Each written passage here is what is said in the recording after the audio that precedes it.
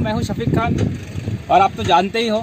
तो फाइनली हम उस जगह पर पहुंच गए जिसका काफ़ी इंतज़ार हो रहा था और काफ़ी लोगों ने जो है तो रिप्लाई किया व्हाट्सएप पर और यूट्यूब पर कि उनको सल्तनत उस्मानिया के आखिरी खलीफा और औरंगाबाद का क्या कनेक्शन है वो जानना चाहते थे, देखना चाहते थे। तो फाइनली मतलब काफ़ी परेशानियों के साथ में हम वो जगह पर पहुँच ही गए। तो आप ये देख सकते हो।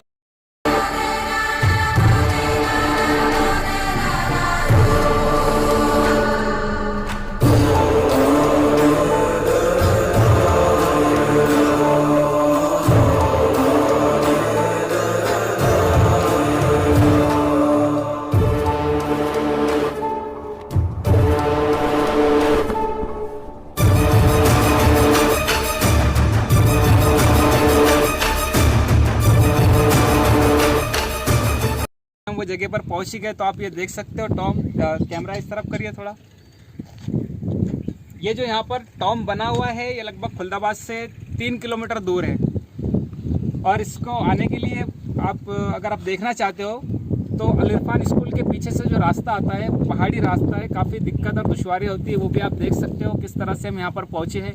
और ख़ास तौर से बारिश के मौसम में यहाँ पर पहुँचना बहुत मुश्किल होता है, लेकिन क्योंकि आपको दिखाना था इसलिए हम यहाँ पर पहुँचे आपके लिए। और इंशाल्लाह हम आपको इस टॉम के अंदर भी लेकर चलते हैं कि अभी जो यहाँ पर खाका बना हुआ है इसकी हकीकत क्या है वो जानने के लिए हमारे साथ में है यासिर सिद्दीकी। इंशाल्लाह हम उनसे भी कुछ सवालात करेंगे और इसके बारे में थोड़ा तफसील से हम आपसे जानना चाहते थे कि ये मतलब जो खाका बना हुआ है खुलदाबाद में बना हुआ है और इसका कनेक्शन आखिरी खलीफा सल्तनत उस्मानिया के जो अब्दुल मजीद हैं उनसे है। तो क्या वजह थी कि उसको खुलदाबाद में बनाया गया, थोड़ा आप अगर तफसील से बताएंगे तो इंशाल्लाह उनको फ़ायदा होगा। ये एक चीज़ तो इसमें ये पहले कि यहाँ पर बनाने की क्या रीज़न है, इसकी एक अपनी तारीख है। दूसरा ये कि यहीं पर क्यों या किसके ज़रिए यहाँ पर किया गया। जैसा कि हम सब जानते हैं कि ये खुलदाबाद इलाका औरंगाबाद का इलाका है, फैज़ाबाद है, ये सारा का सारा इलाका है जो दक्कन की स्टेट में दक्कन स्टेट में आता था। तो दक्कन में उस वक्त निज़ाम की हुकूमत थी, निज़ाम बहादुर अली मीर उस्मान अली बहादुर ये निज़ाम थे उस वक्त के। अच्छा, अब ये इसमें सब में बड़ी बात ये है कि इस खलीफा का उस निज़ाम से क्या ताल्लुक़, ये एक बहुत बड़ा सवाल है। सही है। तो निज़ाम के जो लड़के थे और जो अब्दुल मजीद की जो बेटी थी वो दोनों हैं तो शादी हुई थी। अच्छा ओके, मतलब निज़ाम और अब्दुल मजीद जो आखिरी खलीफा है ये आपस में समझी हुआ करते। ओके बराबर। और उनकी बेटी का नाम दुर्र शहवार था। ओके।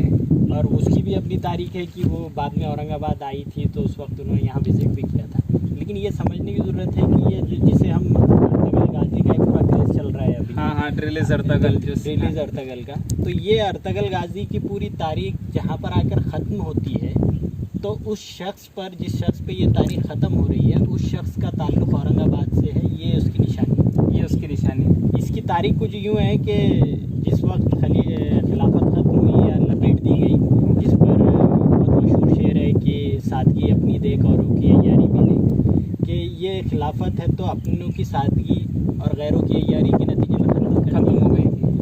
उस ख़त्म होने के बाद भी वजीफ़ों की बुनियाद पर खिलाफत के खलीफा को वजीफ़ा देकर चलाया जाता था। उसी में है वो अब्दुल मजीद साहब जो है तो आखिरी खलीफा हुए हैं।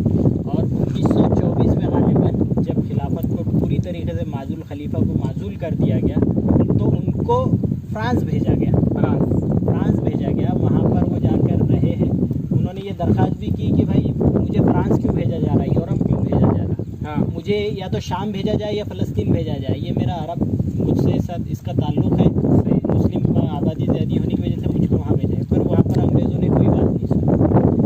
अब वो वहाँ पर फ्रांस गए, निज़ाम को मालूम पड़ा, निज़ाम ने अपनी बेटे का रिश्ता लेकर फ्रांस गए और वहाँ पर उनकी शादी वगैरह हुई है और फिर वो वापस आए।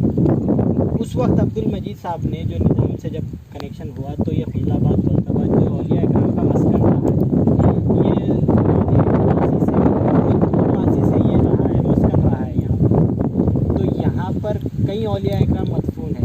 तारीख तो ये कहती है कि 1400 पालकियाँ उतरी थी औलिया इकराम की। बराबर। इस वजह से मतलब उनको यहाँ पर दफन करने का, तदफीन करने का सोचा गया था।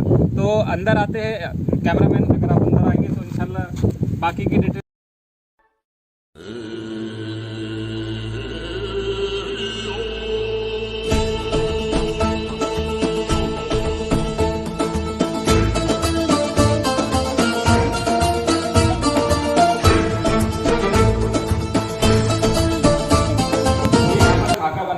लेकिन उनको उनकी यहाँ पर तदफीन नहीं की गई थी, तो इसकी क्या वजह थी, किस वजह से उनको यहाँ पर दफन नहीं किया गया, उसकी डिटेल्स हम कंटिन्यू करते हैं इंशाल्लाह यासिर सिद्दीकी के साथ में।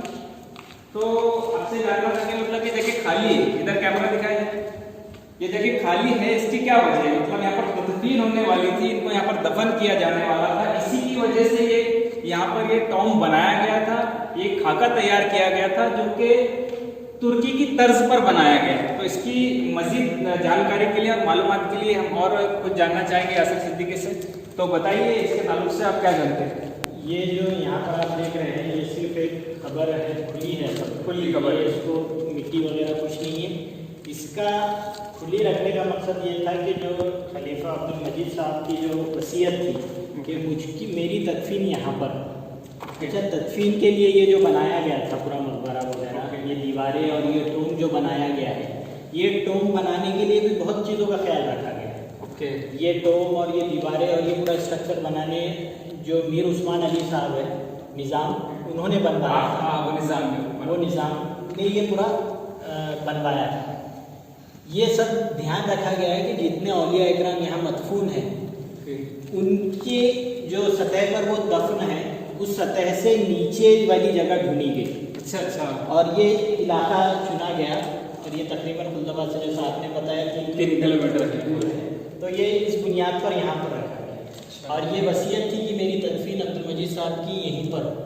लेकिन उस वक्त के हालात कुछ ऐसे थे, जैसा हम जानते हैं कि ब्रिटिश गवर्नमेंट थी और माजी करीब में वहाँ पर है तो खिलाफत मूवमेंट भी चला था, जो खिलाफत ख़त्म करने की जो पूरी तहरीक चली थी उसके खिलाफ हिंदुस्तान ही वो वाहिद मुल्क है जहाँ पर पूरी खिलाफत मूवमेंट खड़ी हुई थी, जिसकी है तो सरबराही है तो मौलाना मोहम्मद अली जौहर, मौलाना मोहम्मद शौकत अली जौहर और हमारे मौलाना अब्दुल कलाम आज़ाद वगैरह बड़े बड़े नाम हैं ऐसे, उन लोगों ने पूरी लीड की थी।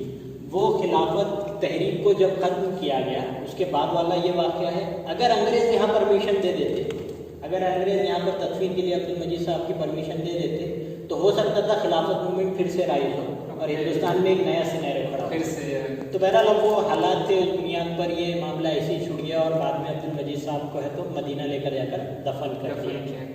तो ये बहुत बड़ी हमारे लिए असासा है, औरंगाबाद, खुलदाबाद, दौलताबाद, दक्कन का ये बहुत बड़ा असासा है जिस तारीख को हम याद रख रहे हैं या रिलीज अर्तगल के नाते हम जो पूरी सीरीज देख रहे हैं। तो ये रिश्ता है औरंगाबाद से उस रिलीज अर्तगल या अर्तगल गाजी का। इससे ये जाहिर होता है कि खुलदाबाद सिर्फ हिंदुस्तान में नहीं बल्कि इंटरनेशनल लेवल पर भी जाना जाता है। मतलब इतनी मुबारक जगह है कि यहाँ पर वक्त के बादशाह और वक्त के खलीफा मतलब ख्वाहिश करते थे कि उनको यहाँ पर दफन किया जाए। इसी वजह से अपने वक्त के बादशाह जिनको हम औरंगजेब रहमतुल्लाह अलैह कहते हैं, जिन्होंने हिंदुस्तान पे एक बड़ी हुकूमत की है, लगभग 50 साल हुकूमत की है, वो भी यहाँ दफन है। दूसरी बड़ी बात कि औरंगजेब रहमतुल्लाह अलैह ने अखंड भारत पर हुकूमत, अखंड भारत की, अखंड भारत की आज बात होती है, उस अखंड भारत पर पूरे भारत में और वो भी सबसे ज्यादा हुकूमत, सबसे ज्यादा, क्योंकि उनके बारे में लिखा गया है कि 50 साल उन्होंने ऐसा बादशाह की तौर पर हुकूमत की और वो भी पूरे हिंदुस्तान पे। और उन्होंने खुद ये ख्वाहिश जाहिर की थी कि मेरी तदफीन खुलदाबाद में। तो कितना मुबारक शहर है खुलदाबाद, जो औरंगाबाद ज़िले के अंदर आता है।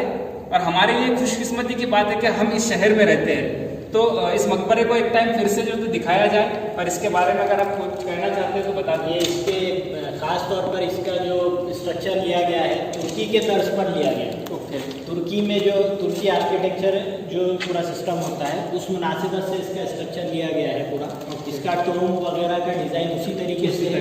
और इस बात का एतराफ़ तो उनकी जो बेटी थी अब्दुल मजीद साहब की जो बेटी थी उन्होंने भी किया था। वो तकरीबन 1971 में यहाँ पर तशरीफ़ लाई थी जी। और हम देखते हैं कि खुलदाबाद में आसिफ जा अव्वल की मज़ार है, वहाँ पर उन्हें वो आए थे। उसके बाद है तो यहाँ पर तशरीफ़ लेकर आए और यहाँ पर इस सारी चीज़ों को देखा है बाज़ाब्ता तौर पर। और उनका ये कमेंट जो तारीख में लिखा गया है कि ये टोम देखने के बाद उन्होंने कहा है कि ये टोम तुर्की के तर्ज पर बना है। अच्छा। मतलब ये हमें सोचने की ज़रूरत है कि हमारे जो बादशाह गुजरे हैं या निज़ाम ने भी कितना उनकी उस खिदमत को अंजाम नफासत दिया। का हाँ।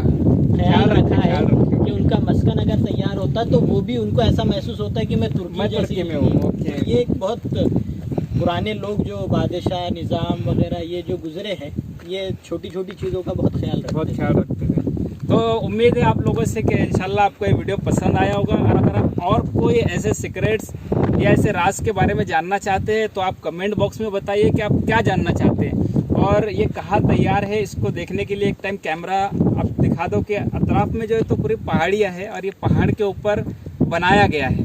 तो एक टाइम कैमरा मैन की तरफ दिखा दीजिएगा।